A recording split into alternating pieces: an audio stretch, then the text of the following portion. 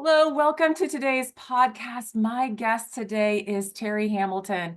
She is a mindfulness and positive mindset coach and lives and works in Bedford, New Hampshire. She started her career as an elementary school teacher and later completed her master's in counseling. Terri worked as a guidance counselor for 3 years in a small town school. It is there she realized that time was limited in a school day. She wanted to make a bigger impact and it has found it through starting her virtual coaching company, A Parent Connection, in 2012. At A Parent Connection, Terri works with highly motivated, overachieving parents, teachers, and individuals who want to excel at all they do. And she also works with highly driven and ambitious teenagers who want to go to college or who are already there. She guides her clients to self-awareness, self-confidence, and self-esteem through mindfulness and mindset work. Welcome to the podcast, Terri. Thank you, Peggy. It is just a pleasure to be here. Thank you. I am so excited for our conversation today, and I just love everything mindset, positive mindset, of course. And I'm realizing how big a role that mindfulness plays in our everyday life. So I'm so excited to hear how you help people. So, can you start the conversation by sharing just a little bit more about your personal journey and how it has led you to where you are today? I would love to. As you mentioned, I was a guidance counselor in a very small town school, and I actually loved it. I loved getting into the classrooms and teaching about kindness and friendship and how we can overcome some of the stressors of working hard. And what I found was I just didn't have enough time with the teachers. I didn't have enough time with the children. I didn't have enough time with the parents. And so I made the decision to go out on my own in my own business, which honestly, I knew nothing about business, but I knew I wanted to spend more time with all of those people. And so when I set out on my journey, I went to Barnes and Noble and I was looking at books that might help me learn more about business. And the book that jumped off the shelf at me was 10 Mindful Minutes by Goldie Hawn. Oh, And I was like, wow, this isn't a business book, but I'm a mom and I'm working. And the thought of putting 10 minutes of mindfulness was just absolutely a game changer for me. I'm like, I can do 10 minutes. I yeah. might not be able to sit on a yoga mat for an hour, but I definitely can find 10 minutes in my day. And so that was really the impetus for me adding mindfulness into the work that I was already doing as a counselor. Yeah. So how do you define mindfulness? Because I'm about like making sure everybody's on the same page of like what I'm talking about. And so how do you define mindfulness? Because it seems like it can be this just ambiguous term. It, it certainly can. For me, mindfulness is being aware of where you are right now in the present moment without judgment. That's the really important piece for me, is that you are just being observant and you are just letting it be okay. So when we take the time to actually take a mindful breath, we're paying attention to our breathing, and that is mindful. Mm. Being mindful is also like just being aware of what's going on out in the world and taking that pause to be like, oh yeah, I'm present, I'm paying attention. Right, because I'm thinking of how many times my brain is just scattered with very many different thoughts in all different directions. So really what mindfulness is kind of being intentional about just kind of closing all that out and just really focusing in on what's going on right now in this moment. And then you said a key thing, without judgment. Yes, and that is really very important. And it's a skill that I think can be learned.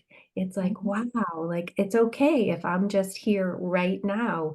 And our brains are like ping pong balls. They do go jumping here, there, and bouncing all over the place. But when we're mindful, we can do that in a very, very short amount of time, which is what I love about it. It's like take a Yeah. nice deep breath, notice your belly rising and falling, and there you are, mindful, paying attention. That's that's amazing because and you said like 10 minutes a day can really make a big shift. So how does that 10 minutes? I mean, one, how do you get 10 minutes out of your day? Like what do you do to get that 10 minutes? I mean, it doesn't seem like very long, but I've talked to people who try to like meditate and try to get into that mindfulness stuff and they just like 10 minutes seems like a really long eternity sometimes. And it definitely can be when you first start out. So what I love to share with my clients is just do it in very, very small increments. So for an example, if you're taking your morning shower, notice the warm water or the hot water or the cool water, whatever it is. Like notice that feeling on your back. You were being mindful. When you put the shampoo in your hand, take a moment to actually smell the shampoo. You're being mindful. So when you do those a few seconds here and a few seconds there, that is all showing your mind that it can relax and it can be present. So perhaps the first week we just put a moment of mindfulness in, a minute of mindfulness in, Mhm. and that is achievable for most people. Yeah. You think about the time that you're sitting at a stoplight, that light is not gonna turn green any faster, so, wow, how about some mindful breaths right there? That Right. is incorporating a short amount of mindfulness, and as we start to do it, it gets easier and easier. Well, I mean that's the key, kind of just to starting just little habits, right? If it's just in the shower in the morning, or like you said, if it's at a stoplight, for me, it would be like a railroad crossing. I know it's not gonna go away. It's like 10 minutes. So yeah, lights aren't that long, but you're just talking about just taking moments just to be fully present. And it can be Absolutely. whatever action that we're doing. Absolutely, and one that can give you 5 minutes of mindfulness, which I just love, is emptying your dishwasher. Oh, If you have yeah. a dishwasher, it takes approximately 5 minutes to empty it, and so that is actually a form of relaxation for me now. Instead of dreading that chore, Mm. I'm like, "Okay, I'm just gonna be present with putting the plates in order and doing the silverware in order." And it's such a peaceful, now relaxing event as opposed to, "Oh, man, I have to empty the dishwasher."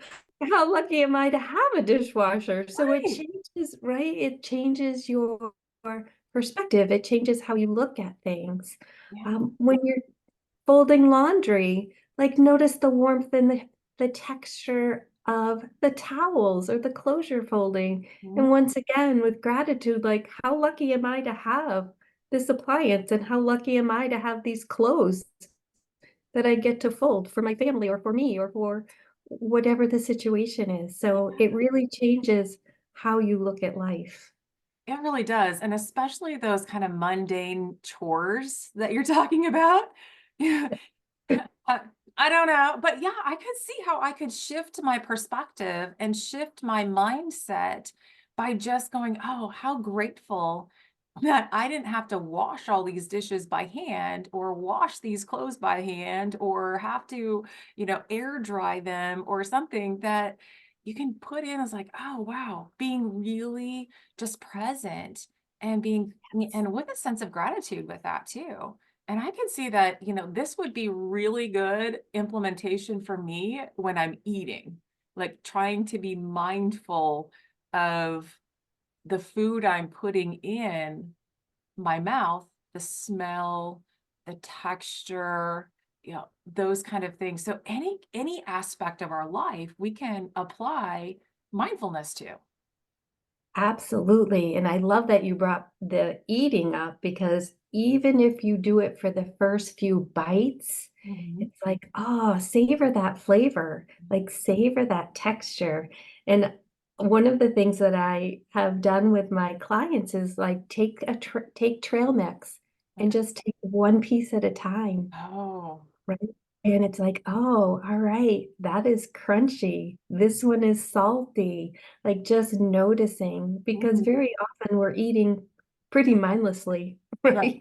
Like, Right. Or oh, handfuls at a time if you're talking trail mix, shoving in the exactly.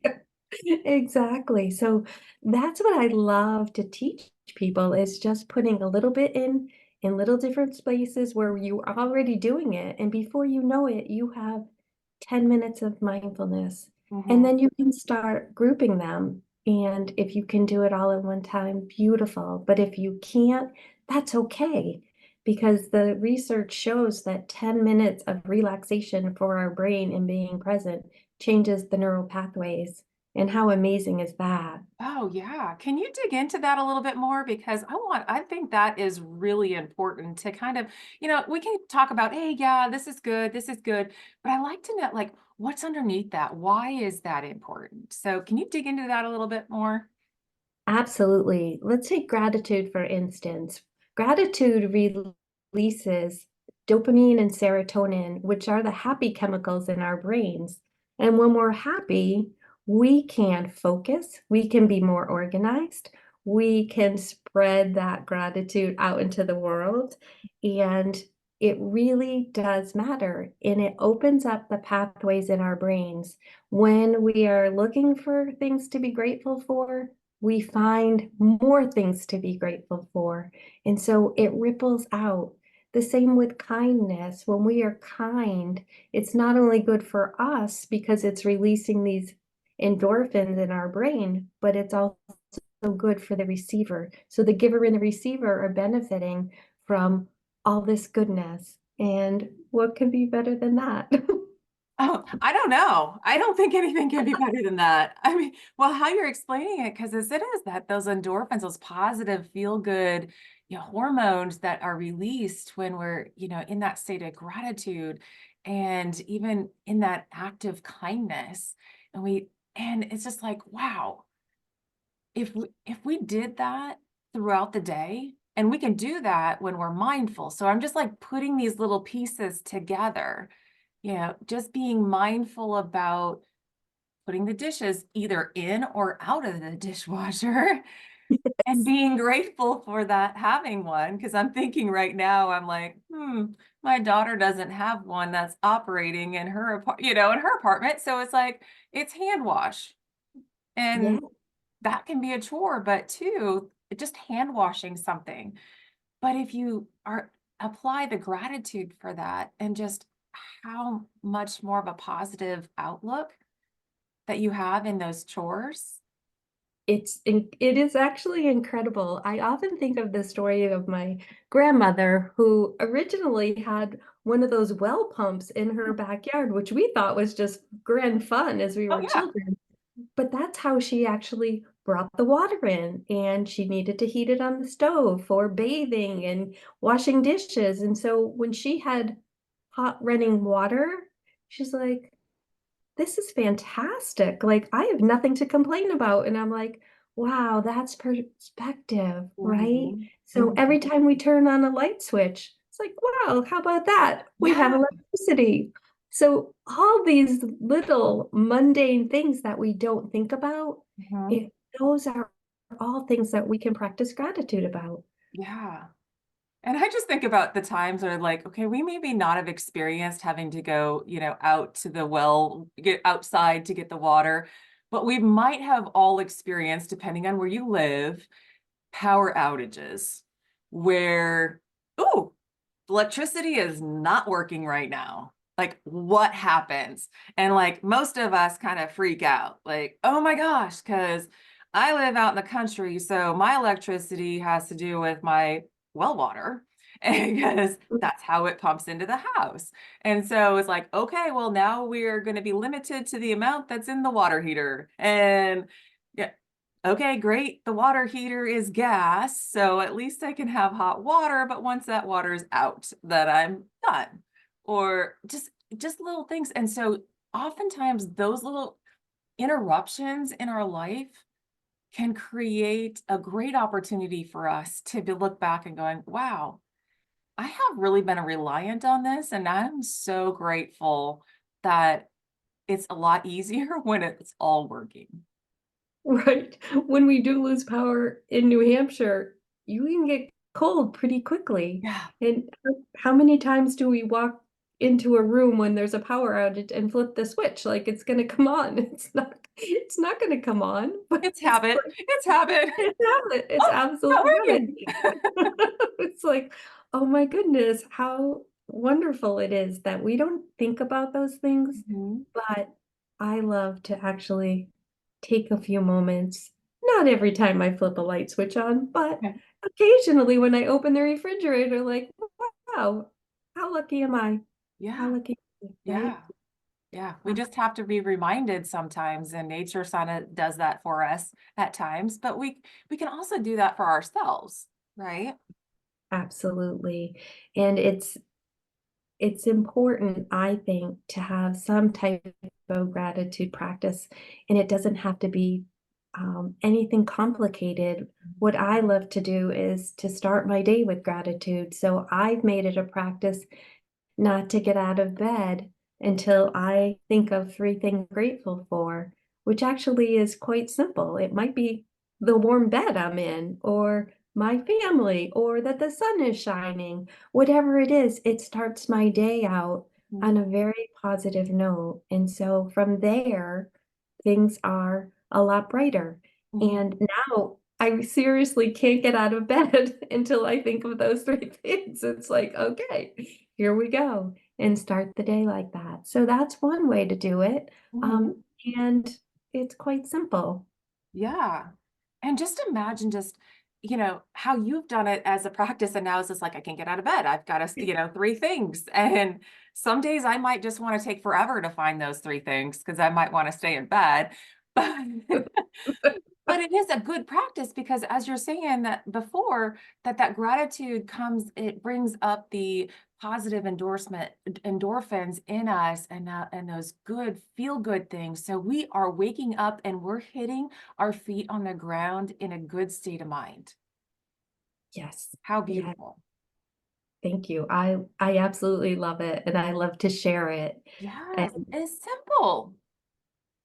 it is simple, and that's what I love to share about mindfulness, and mindset, like, Yes. they're just small incremental differences that make a huge difference in the way that you're looking at the world, Yeah. and I can't say enough about it. I could talk for hours about how many things that I see differently than Mhm. I saw before, Mhm. and it is quite amazing. Yeah, so touch a little bit more on that positive mindset, a shift. I mean, you're talking about how that gratitude can help shift it into more of a positive mindset. Can you elaborate a little bit more on, what is it, how else can we, change our perspective so it is more positive? I would love to. Our brains have a negativity bias. That is how it keeps us safe. And so, in order to have a positive mindset, I believe that we have to have intention behind it. And as we have intention behind changing our thoughts, we will see more good things. So, for instance, if we look at something and we're like, what if this happens? And almost always it's negative. Mhm. What if my car runs out of gas? What if there's traffic? What if I don't get there on time? Very often our brains are going negative. So I love to say, what if it's a smooth ride? What if I get to see something I haven't seen before? Mhm. What if the sun is shining? Yeah. Like changing the what ifs to a positive what if. Mhm. Because if we can change our mindset by 1%, the trajectory of where we're going to end up is very, very different. Mhm. And I have reminders around me.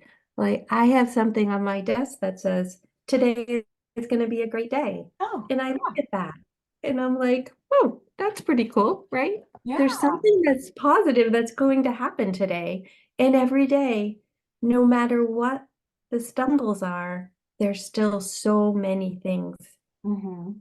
grateful for, and to switch the story, right? Switch the story just a little bit. Like, if you stumble, what lesson am I learning from that? So that makes it more positive as Mhm. opposed to, oh man, this is a big problem. Because we do have stress coming at us on a continual basis, right? Right. I don't want anybody to think that I live in a land where there's no stress, or I think you live in a land where there's no stress. That's not No, realistic. it isn't. No, it isn't. It's just how do we respond as opposed to react, Yeah. right? We want to have the time to respond to what's coming at us. And we can do that by taking a couple of mindful breaths and taking a pause Mhm. and saying, how do I want to respond to this? It allows our brains to engage and not just spew. Right, right. Oh my gosh, you have just like lit my brain on fire on like 10 different ways that we can, continue this conversation. I think I'm going to go two ways. I'm going to point out like one, you said like it's that negativity bias, right? And we're like, what if all the bad things happen? So to me, it's kind of like, what if, and then it's like seven layers of going down, down, down, down, like negative, negative, negative, negative, right? But you're flipping it to do like, what if the positive? So it's just like seven levels up. Like, what if this good thing could happen? Well, what if this? Yes. What if this positive thing? Because we can look, our brain goes the opposite, so might as well just shift it and go, what's the opposite of that negative thing? I And love we can change it that way, right? We can play that game. We absolutely can. We have choices, right? We're Yeah. human. We have choices in how we think about what we want and what we see. Yeah. And so that's amazing. See, the other thing that I wanted to point out is when you say, how do you respond and not react?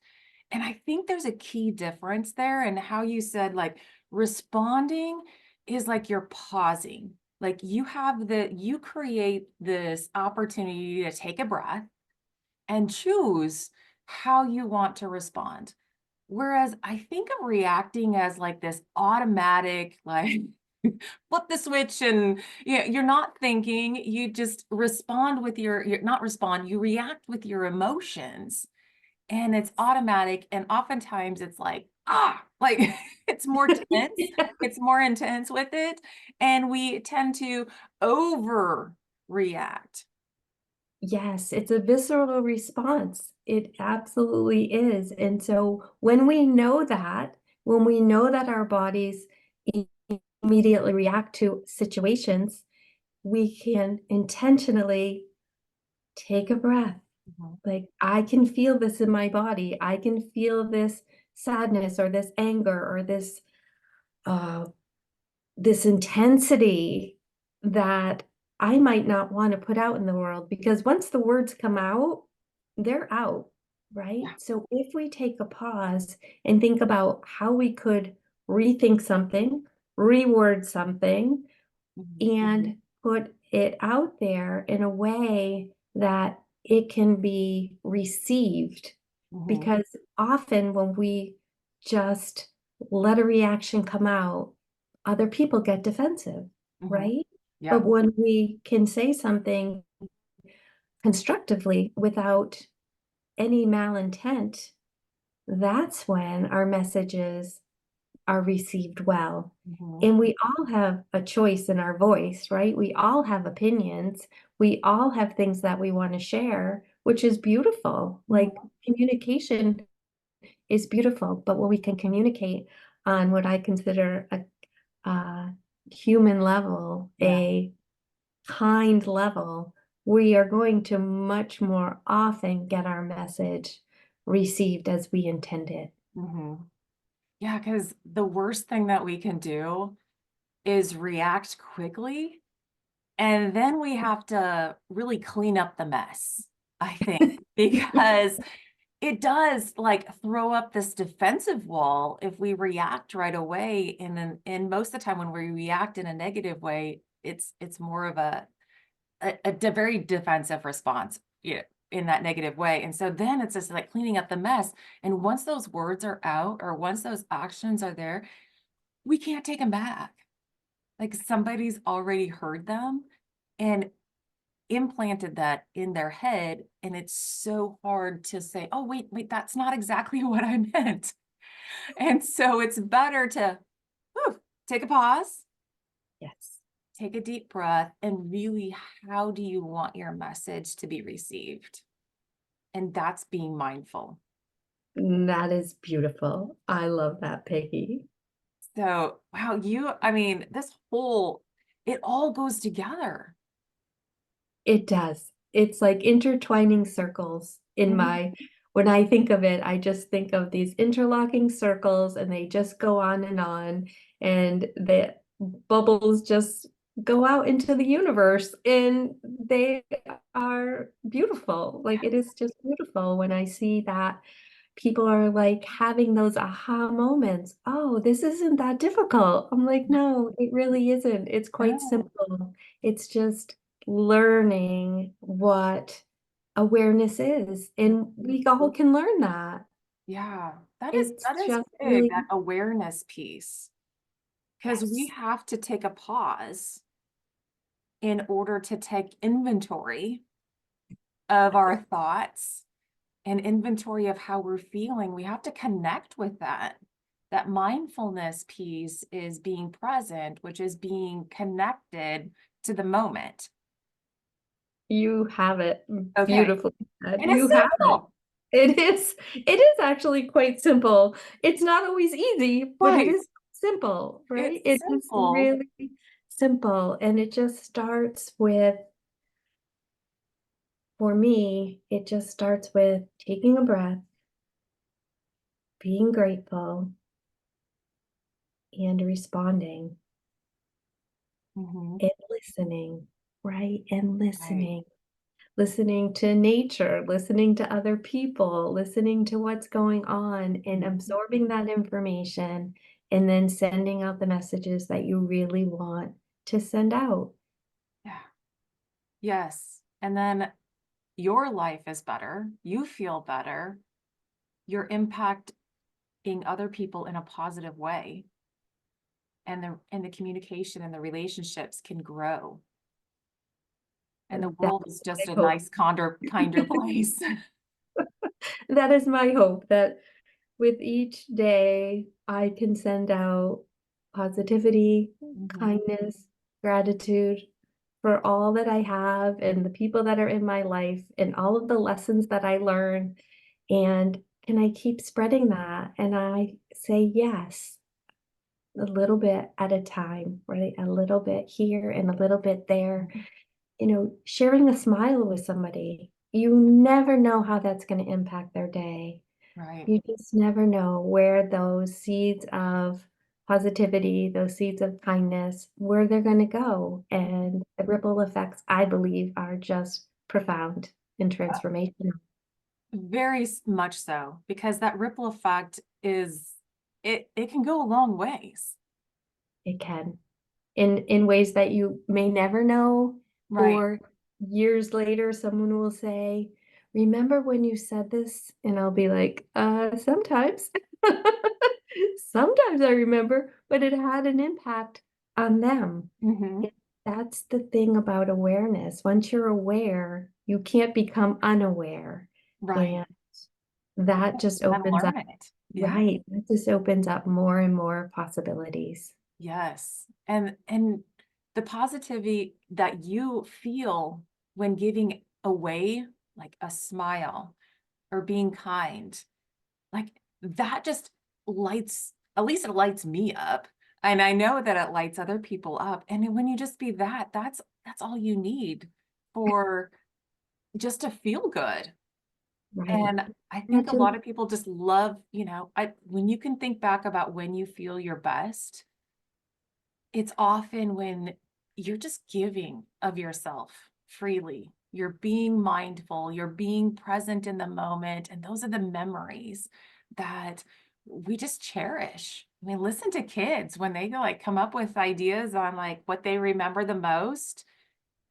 it's not often what we remember. It's the little things, it's the funny things, it's the Yes, children have that ability to absorb as sponges, yes. and they take it all in, and they do remember experiences. They do remember when someone said something beautiful to them. Those are the things that get imprinted on their brain, hopefully. And if we could each do one kind thing every single day, like that would be amazing, Oh, right? yes. If The you help. ripple effect of that? Yes, I mean, think about the grocery store, like how easy it is to say thank you to the person that's helping you. Yes. Thank you to the person that is actually like putting the fruits and vegetables out. Like it just is so easy in my mind to just say thank you. Mhm, And people are like sometimes taken aback by it. It's like, mhm. wow, somebody notices. I've been seen. What a Yep, beautiful thing is that. that is beautiful. We all love to be seen and heard and understood. And when we are mindful, when we're present, when we give our kindness away to other people through very, very small acts, what a difference it can make in somebody else's life. It's amazing. That's It is amazing. It's why I love what I do. yes, yes. Oh, gosh, everybody needs, a little bit of Terry in their life. Just and so where can listeners find out more about you? How, your coaching programs? Well, they can reach me on my website, which is apparentconnection.com. I also have recently started a YouTube channel called Yay. called Positively Terry, and there are some 5-minute guided meditations on there. If you want a 5-minute reset and you're not Yes. sure how to do it, um, I will be adding more things to that. That is a new venture of mine. But I would love to connect with anybody that would just like to have a conversation about how Mhm. positivity and mindfulness could change their lives. That's awesome. I've enjoyed this conversation so much, and I'll put the links to how to get a hold of Terry in the show notes. So awesome. This has been a great conversation. But as we wrap up, is there just one thought or maybe even a quote that you would like to leave the listeners with today? There is a quote that I absolutely love. It's by George Elliston, and he says, "How beautiful a day can be when kindness touches it." Oh, and that's what we've talked about all day today, this morning. Just a touch of kindness to ourselves and to other people through being mindful, by being present, by being grateful, and switching our perspective to one that is more positive, a little bit, what if all the good things could happen? Wow. Amazing. Well, Peggy, I am incredibly grateful for this conversation. Thank you so much for having me. It's just made an impact, a smile, a beautiful day. Thank you so much. Well, thank you so much, Terry. And I hope that all the listeners too can just feel the brightness and the smiles and the kindness pouring out of this episode. Thank you and have a wonderful day.